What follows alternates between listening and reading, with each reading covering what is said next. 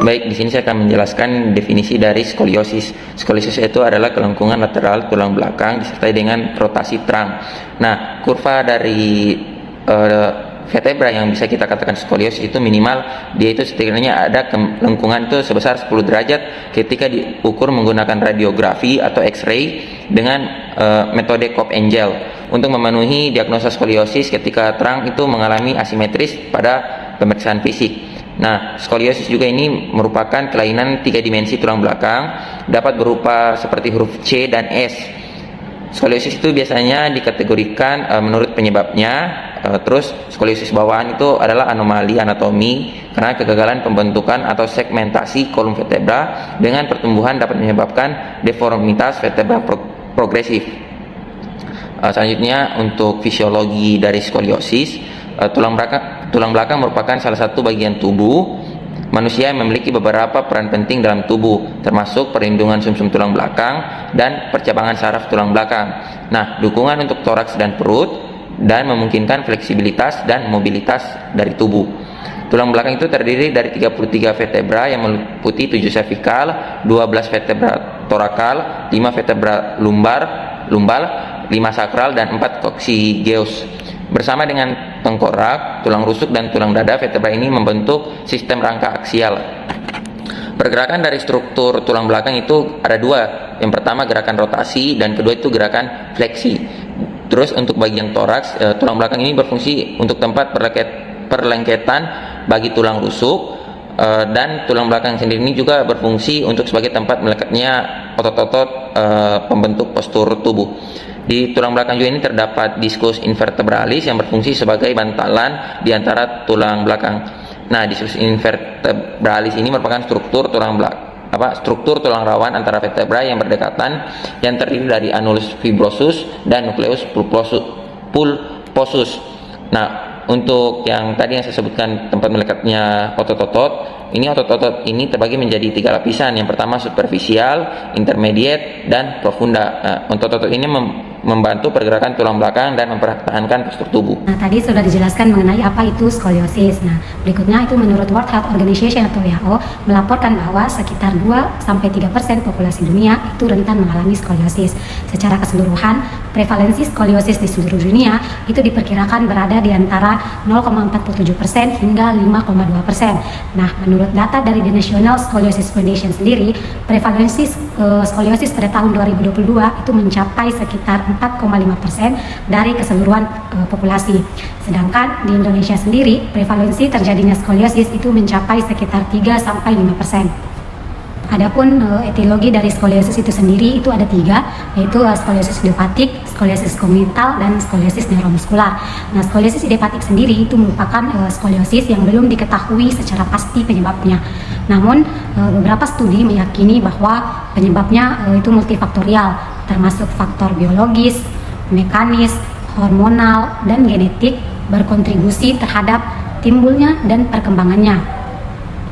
Selain itu, kebiasaan yang buruk seperti postur tubuh yang salah, kebiasaan mengenakan tas yang dengan beban berlebih, itu juga dapat menjadi salah satu penyebab dari skoliosis. Etiologi skoliosis yang kedua yaitu skoliosis kognital, di mana skoliosis kognital ini terjadi akibat malformasi saat perkembangan embrio, sehingga biasanya didiagnosis pada anak-anak dengan usia yang sangat muda. Nah, skoliosis kognital ini diakibatkan oleh gangguan pada proses hemitogenesis, di mana proses hemitogenesis itu merupakan proses di mana terbentuknya tulang belakang.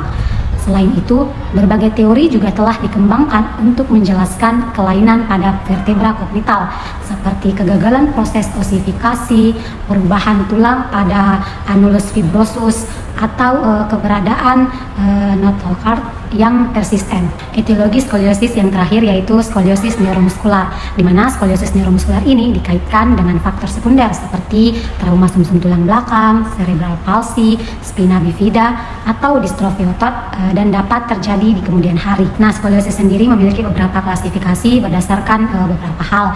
Yang pertama, skoliosis berdasarkan penyebab atau etiologi. Skoliosis berdasarkan penyebab atau etiologi ini diklasifikasikan menjadi beberapa jenis, yaitu idiopatik, kognital, dan neuromuskular yang sebelumnya telah dijelaskan.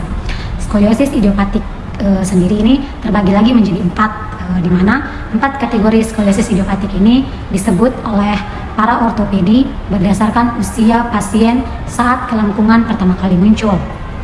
4 kategori ini termasuk infantile idiopathic scoliosis, yaitu skoliosis yang muncul di usia 0 sampai 3 tahun, juvenile idiopathic scoliosis, itu skoliosis yang muncul di usia 4 sampai 9 tahun, adolescent idiopathic scoliosis muncul di usia 10 sampai 18 tahun, dan yang terakhir adult idiopathic scoliosis, yaitu skoliosis yang terjadi pada usia dewasa, yaitu di atas 18 tahun. Klasifikasi skoliosis yang kedua yaitu skoliosis berdasarkan derajat kurva skoliosisnya, di mana terdapat 3 klasifikasi dari derajat kurva skoliosis, yaitu skoliosis ringan, skoliosis sedang, dan skoliosis berat, di mana skoliosis ringan ini memiliki kurva 10 sampai 20 derajat.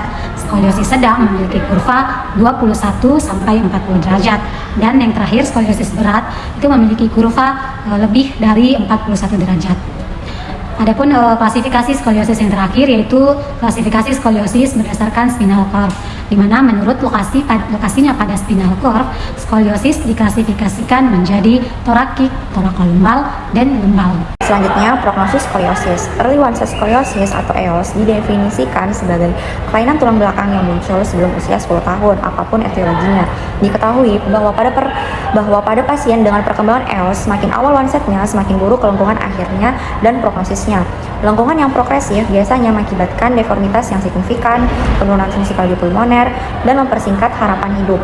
Dari hasil penelitian yang telah ditemukan bahwa perkembangan EOS diperkirakan terjadi pada tingkat 5 derajat per tahun. Dengan demikian, seorang anak yang memiliki kurva awal sebesar 30 derajat diperkirakan akan memiliki kurva utama sekitar 100 derajat pada usia sekitar 14 tahun.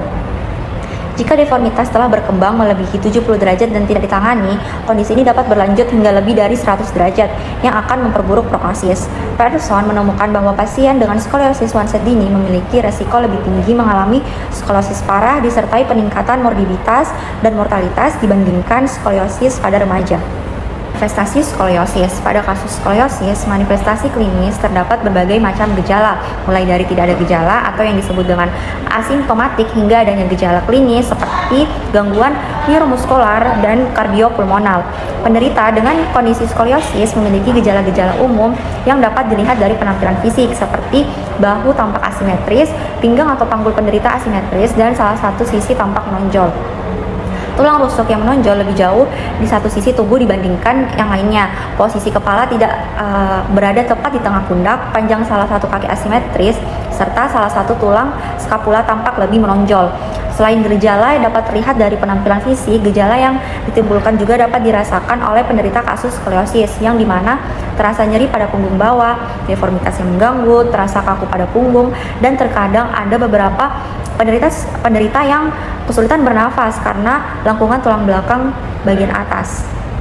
Diagnosis banding skoliosis yang pertama itu ada asimetri postural. Gejala asimetri postur dan skoliosis itu hampir sama, yaitu kelainan postur tubuh, tetapi ini merupakan dua kondisi yang berbeda. Asimetri postural itu penyebabnya itu faktor postural atau otot, yaitu ketegangan otot, dan sifatnya itu fungsional atau sementara. Sedangkan skoliosis itu terjadi karena kelainan tulang belakang dan sifatnya itu permanen jika tidak diberikan penanganan dan dapat mempengaruhi fungsi organ jika skoliosis ini sudah memiliki derajat yang parah. Penyakit Sherman atau biasa disebut dengan kifosis juvenil. Sherman atau kifosis juvenil dan skoliosis ini melibatkan kelainan tulang belakang, tetapi dua penyakit ini merupakan kondisi yang berbeda. Penyakit Sherman itu kondisi kelainan tulang belakang di mana yaitu kifosis atau bungkuk dan kaku, sedangkan skoliosis itu dia kelainan tulang belakang yang arah kelengkungannya itu dia ke samping berbentuk S atau C. Spondylolisthesis. Spondylolisthesis adalah kelainan vertebra di mana vertebra ini dia bergeser ke depan atau ke belakang dan seringkali menyebabkan nyeri punggung bawah dan masalah pada saraf. Sedangkan kalau skoliosis adalah kelengkungan lateral tulang belakang yang biasanya itu tanpa nyeri pada tahap awal, tetapi dapat terlihat gejala itu dari pemeriksaan fisik. Nah, pemeriksaan fisik, tes klinis, dan X-ray itu adalah alat utama untuk membedakan dua penyakit ini, yaitu penyakit spondylolisthesis dan penyakit skoliosis.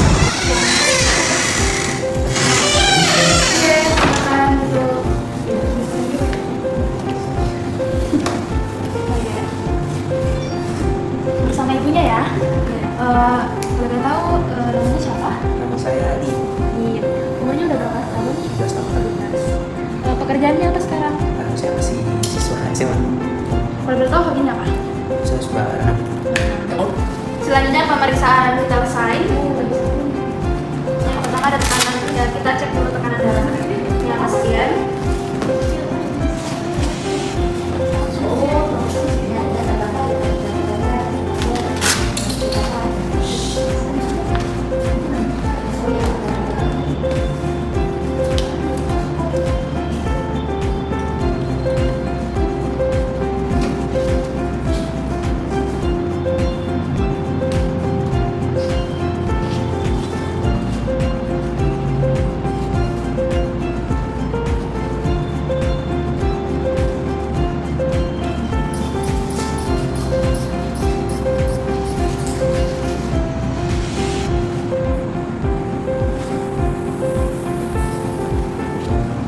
Ya, tekanan darahnya normal yaitu 120/80.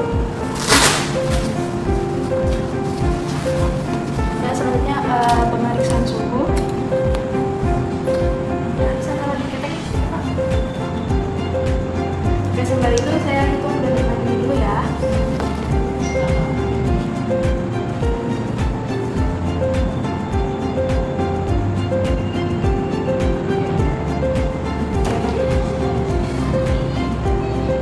Oke, suhunya juga normal yaitu 35 derajat. Juga denyut nadinya normal. Untuk keluhan utamanya kenapa ada yang sini? Ini tuh saya rasa kayak lain-lain di badan tuh. Baru kalau biasa diraba sama orang sakit-sakit tau. Apakah pernah periksa? Kemarin saya sempat cek kesehatan. Terus dibilang ada masalah di tulang belakang. Boleh tahu sejak kapan mengalami kelainan di bagian tulang belakang? Spesifiknya nggak tahu sejak kapan, tapi itu baru saya cuma duga-duga tuh. Nah pas tuh cek kesehatan itu dia bilang ada skoliosis. Sudah berapa lama pemeriksaan itu? Sebulan 2 minggu. Untuk nyerinya apakah ada yang dirasakan? Kalau di sana juga kalau naraba itu sakit. Tidak ada, kan baru dirasakan. Ada punya gejala yang lain? Bagaimana dengan masalah orangnya? Selanjutnya ini saya sempat tidak pede, tapi alhamdulillah bisa jadi ada Untuk untuk apa pemeriksaan ini? kebetulan saya ini mau sekolah kan. Untuk selanjutnya itu ada pemeriksaan inspeksi. Kalau boleh bisa saya boleh sekarang buka bajunya. Oke. Pemeriksaan selanjutnya itu inspeksi statis yang dimana kita melihat pasien di bagian depan ini kita lihat bahwa torakal kirinya itu lebih menonjol ke arah anterior. Oke, selanjutnya kita lihat di bagian shouldernya tuh terlihat di bagian kanannya tuh lebih tinggi dibandingkan bagian kirinya. Terus kita lihat juga skapulanya, skapula bagian kanannya juga lebih menonjol. Terus bagian asimetrik pelviknya itu di bagian kanan dia lebih naik ke atas. Selanjutnya pemeriksaan inspeksi dinamis, kita menyuruh pasien untuk berjalan. Baik, berjalan. Balik lagi. Ya, di mana pasien ini ada beberapa fase gait analisis yang hilang, seperti fase heel strike sama terminal swing. Oke, selanjutnya pemeriksaan palpasi yang pertama itu adalah pemeriksaan suhu. Kita lihat di bagian kelengkungannya, ya itu normal. Terus udem, ya tidak terdapat udem. Selanjutnya kontur kulit, kita lihat kontur kulitnya, ya tidak ada juga. Selanjutnya kita periksa di bagian kelengkungan yang di bagian lumbalnya. Oke, apakah terasa nyeri? Kalau di bagian sini, apakah terasa nyeri? Oke, jadi pasien ini mengalami tenderness di bagian musculus erectospine dextra dan quadratus lumborum sinistra. Oke, mulai. Oke, selanjutnya gerakan aktif ya Bapak, gerakan ke depan, ya ke belakang. Oke, miring kanan, miring kiri, ya balik badan sedikit ke kanan, ya sedikit ke kiri. Nah, Selanjutnya di bagian bawahnya, tapi dia lebih full, ya. Oke, selanjutnya gerakan bungkuk ke depan. Oke, ya ke belakang. Miring kanan, miring kiri. Ya, balik lagi badannya. Oke, sebelah sana lagi. Oke, Bapak selanjutnya saya akan gerakannya. Jadi Bapak silang dulu tangannya ke depan. Ya, oke. Baik, selanjutnya saya gerakan. Ya, depan, belakang, miring kanan, miring kiri, miring atas. Ya, selanjutnya lagi di bagian lumbar.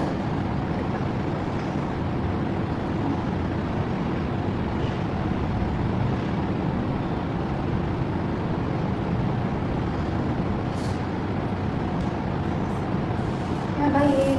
Nah, hasilnya tuh pasien ini, apakah pasien tadi merasa nyeri? Ada sedikit, tidak ada sih. Tidak ada nyeri? Tidak ada. Ya. Apakah gerakannya tidak ada yang terbatas kan? Ya. Pasien ini gerakannya tidak terbatas dan tidak ada nyeri dan semuanya itu mampu. Restriktif, yang dimana pasien ini tidak memiliki limitasi ROM, limitasi pekerjaannya juga tidak ada, limitasi rekreasinya juga tidak ada. Adapun limitasi adanya itu yang dimana limitasi pada saat dia berjalan, yang dimana itu fase gait analisisnya ada yang hilang, seperti heel stretch sama terminal swing. Ya, selanjutnya tension permen, yang dimana yang pertama ada musculus tendinogen, yaitu pasien ini memiliki spasme di bagian musculus erector spine di bagian dextra dengan quadratus lumborum di bagian di sinistra. Adapun weakness yang itu dimana erector spine di bagian dextra dan quadratus lumborum di bagian sinistra. Adapun neurogennya juga tidak ada. Osteoarthrigannya itu pasien ini mengalami kelainan pada bagian kurva tulang belakangnya, yang dimana di bagian terakalnya dan lumbarnya itu mengalami kelentungan. Selanjutnya psikogen itu pasien ini mengalami kecemasan. Ya, selanjutnya spesifik tes yang pertama yaitu ada Adam forward test, yang dimana pasien disuruh bungkuk. Ya, Bapak ya, ada yang disuruh bungkuk. Ya. Yang dimana kita lihat ini di bagian punggung sebelah kanannya ini dia ada tonjolan, yang dimana tadi skapulanya dia lebih ke posterior. Terus di bagian lumbarnya juga ada tonjolan. Nah, pada saat melakukan pengukuran ini, kita juga melakukan pengukuran skoliometer, yang dimana kita menggunakan skoliometer seperti ini. Terus kita turun. Dimana pasien ini memiliki sudut rotasi tubuh yaitu sebesar 12 derajat. Oh ya Bapak, ada kita bawa pemeriksaan X-ray-nya. Ada tadi, gimana Pak tadi? Oh, ini yang X-ray-nya. Ya. Oh, memang ada ini punya skoliosis, apalagi di bagian trakal sama lumbarnya mengalami kelengkungan. Ya, selanjutnya pengukuran panjang punca, yang dimana kita ukur di bagian sisi kanan dan kirinya.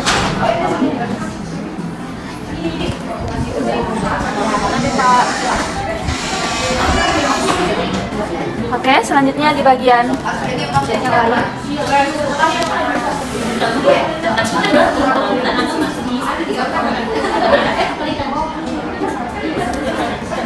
Ternyata tungkai kirinya itu lebih tinggi dibandingkan tungkai kanan, karena tungkai kanannya itu lebih pendek.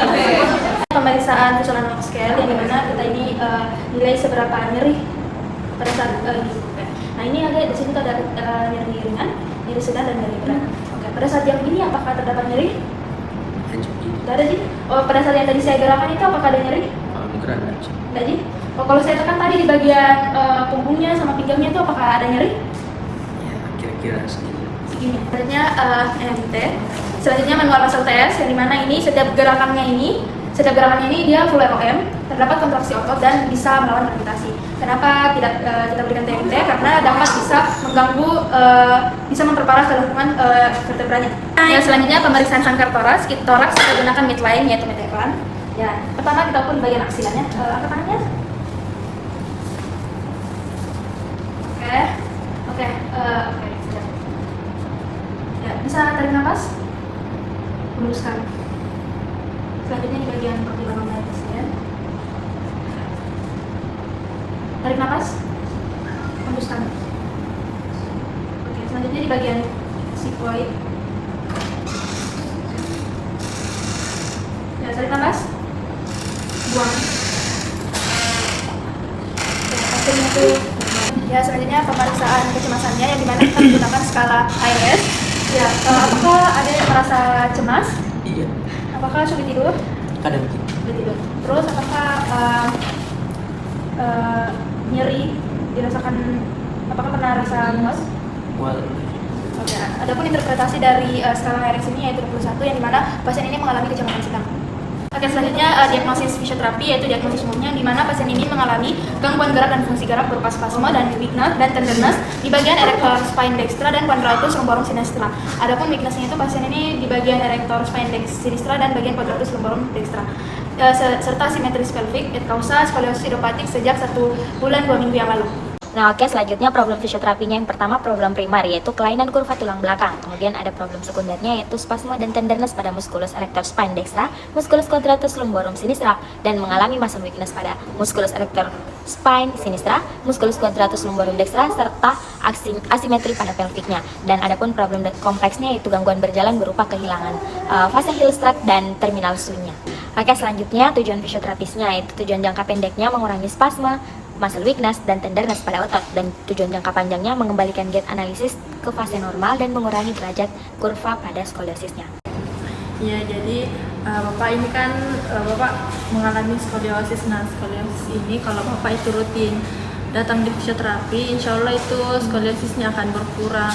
Jadi Bapak tidak perlu terlalu cemas ya. Intervensi pertama ini pasien diberikan IR. Nah, dia jaraknya sekitar 45 cm. Ini diberikan selama 15 menit. Jadi ini untuk preliminary exercise-nya dan juga untuk mengurangi nyeri dari pasiennya. Ya, bisa kita ayo bedanya tidak terlalu berat, kita rata tak.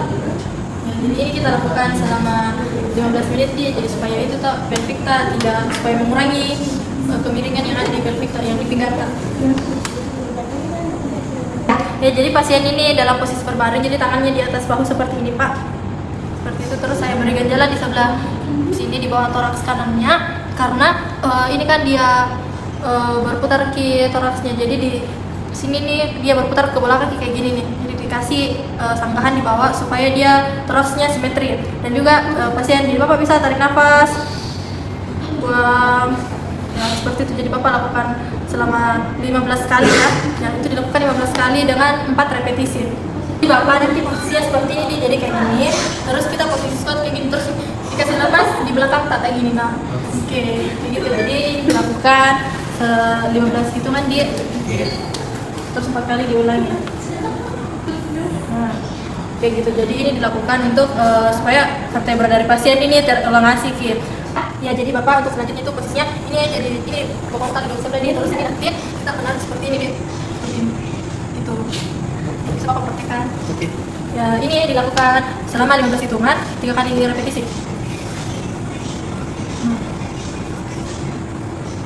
Nah, ini tuh untuk mengurangi dari spasme dan weakness dari pasien. Ya, jadi Bapak bisa lakukan seperti ini, lututnya ada di atas handuk kayak gini, terus kaki sebelahnya ke depan.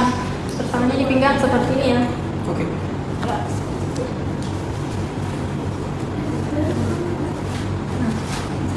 Jadi ini untuk mobilisasi pelvic dari pasien. Ini dilakukan selama 15 hitungan dan 3 kali repetisi.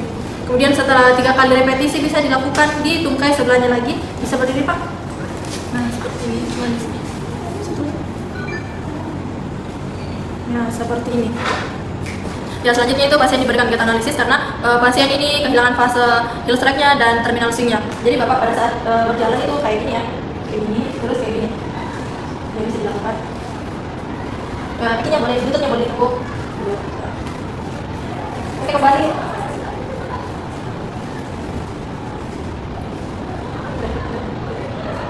Nah, adapun evaluasinya, jadi pasien telah melakukan fisioterapi selama 4 kali.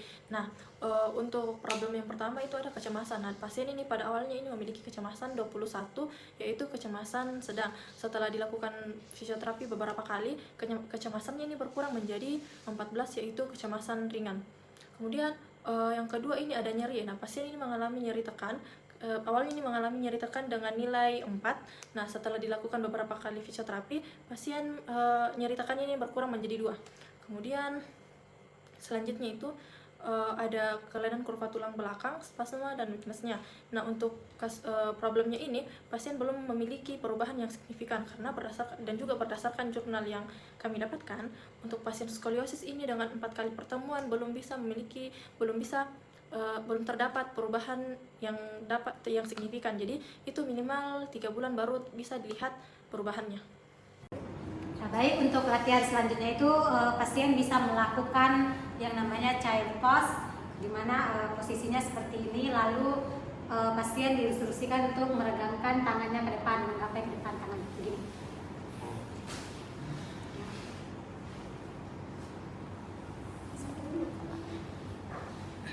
Ya, ini dilakukan 15 hitungan dan 3 set dengan tujuan untuk agar otot-otot yang di belakang punggungnya ini bisa terstretch. Nah, baik, untuk latihan selanjutnya itu bisa diberikan yang namanya thoracolumbar spine correction. Nah, ini untuk mengatasi spasme dan weakness-nya. Nah, kemudian di sini ada gimbal. Nah, pasien diinstruksikan untuk membawa kakinya, menekuk kakinya yang kiri di gimbal. Ya, kaki kanannya agak bawa ke depan dan kedua tangan memegang sisi ini. Ini dilakukan 15 hitungan, 3 repetisi atau 3 set dengan 3 set. Oke, dalam posisi begini pasien mengulurkan tangannya ke depan. Nah, kemudian fisioterapis menginstruksikan untuk mengangkat tangan dan kaki secara bersamaan, kemudian dihitung dalam 8 hitungan. Oke, mulai Pak latihannya. Oke, 1, 2, 3 angkat. Oke, 1, 2, 3, 4, 5, 6, 7, 8. Oke, 1 set, dan fungsinya untuk mengaktifasi back muscle. Selanjutnya exercise buat endog exercise, boleh berlutut. Nah, oke, tangan kanannya diulurkan ke depan, kaki kirinya yang naik. Oke, nah seperti ini. Fisioterapisnya tetap memperhatikan postur belakang dari pasien agar tetap lurus. Nah, ini juga dilakukan dengan hitungan 8 repetisi. Oke, baik, selanjutnya itu kita akan memberikan latihan pelvic tilt. Itu kita arahkan pasiennya untuk ditekuk kedua lututnya, terus diangkat pantatnya. Itu kita lakukan 15 hitungan selama 4 set.